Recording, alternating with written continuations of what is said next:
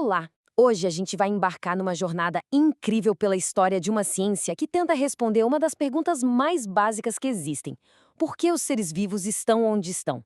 Essa é a história da biogeografia. Já parou para pensar nisso? Por que tem cangurus só na Austrália? Lêmures só em Madagascar? E por que o Brasil tem essa biodiversidade toda? Essa pergunta, que parece até simples, intrigou naturalistas por séculos, e é o que move tudo que a gente vai ver hoje. Então, bora mergulhar nisso. A nossa viagem começa bem antes da teoria da evolução, viu? Numa época em que as respostas para a distribuição da vida no planeta vinham da fé e dos mitos. Naquela época, a ideia que dominava era o fixismo. As pessoas acreditavam que as espécies não mudavam, sabe? Que elas foram criadas perfeitas para cada ambiente. A explicação para onde elas estavam era bem direta. Todas teriam saído de um único lugar, tipo o Jardim do Éden ou o Monte Ararat, depois do dilúvio, e se espalhado por aí. Era uma visão estática para um mundo que parecia estático. E aí, lá no século XVIII, uns pensadores, como o Conde de Buffon, começaram a notar uma coisa esquisita. Ele percebeu que lugares diferentes no mundo, mesmo com climas super parecidos, tinham bichos e plantas totalmente diferentes. Isso não encaixava muito bem com a ideia de uma criação única, né? Tinha que ter outra coisa acontecendo. Agora, se liga nesse ponto, porque ele corrige uma interpretação bem comum. A chamada Lei de Buffon não era só sobre onde as espécies estavam. Na verdade, era uma ferramenta nova para classificar essas espécies. Ele dizia que para entender um bicho ou uma planta, não bastava olhar a anatomia. Era preciso levar em conta o clima, o ambiente que moldou aquele ser vivo.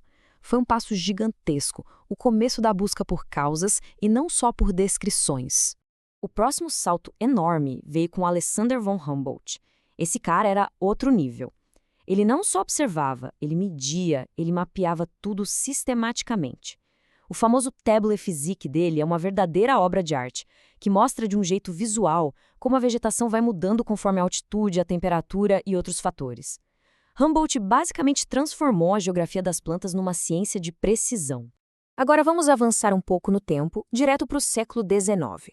Um período que simplesmente demoliu aquela visão estática do mundo e deu para a biogeografia o motor que ela precisava para decolar.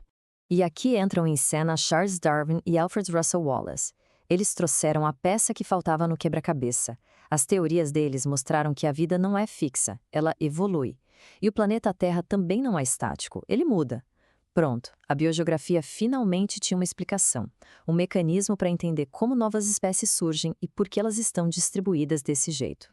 Então, a questão era como as espécies se separam e se espalham. Bom, basicamente existem dois processos principais. Um é o dispersionismo.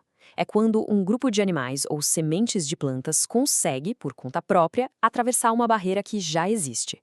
Pensa num passarinho que coloniza uma ilha bem longe. O outro é a vicariância. Nesse caso, é o mundo que muda ao redor da espécie. Uma população que vivia junta é dividida no meio por uma barreira geológica que surge ali. E para entender bem a vicariância, a gente precisa viajar para o passado profundo da Terra.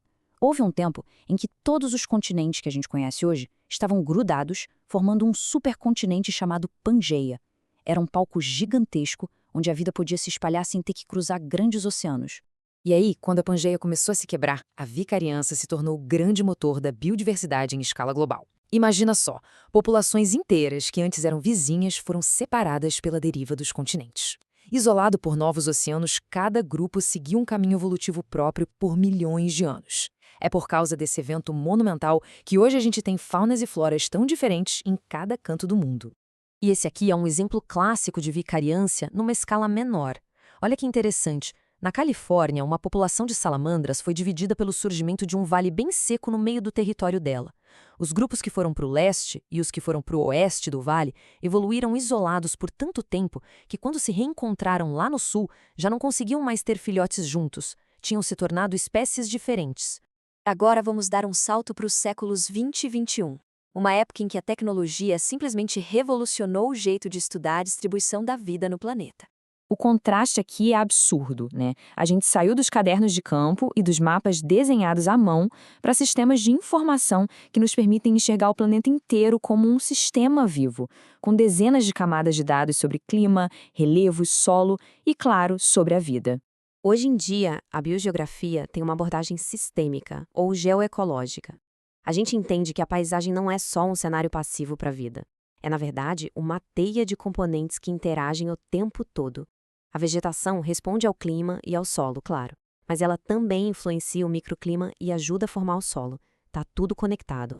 Os pesquisadores hoje têm um verdadeiro arsenal de ferramentas de alta tecnologia.